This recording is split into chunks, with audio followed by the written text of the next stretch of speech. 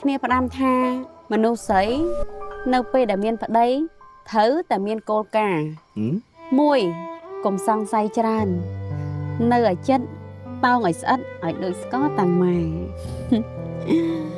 ពីរត្រូវចេះផ្គប់គុណប្តីចេះលោកលេធ្វើយ៉ាងម៉េចឲ្យគេសប្បាយចិត្តនៅពេលដែលគេសប្បាយចិត្តគេនឹកឃើញយើងរហូតហើយ3 រៀនទុកចិត្តប្តីបើសង្ស័យកុំប្រើបើប្រើកុំសង្ស័យទៅគិតច្រើនទៅអីរិស័យក្បាលឯងអីនៅលើមាត់ប្រពន្ធហ្នឹងណែកុំទៅជឿឲ្យសោះហោះបើមិនជឿកុំប្រមាថឲ្យសោះប្តីដូចជាឪពុកម៉ែគ្នាផ្ដាំគ្នាត្មងឲ្យតំណងជាមួយប្តី1ហាមកន្លងជើងប្តីហាមវាយក្បាលប្តី2ហាមជេរប្តីហាមនិយាយដើមប្តីហាមតាមដានប្តី3ស្អីយើងណាមានថ្ងៃមានខែ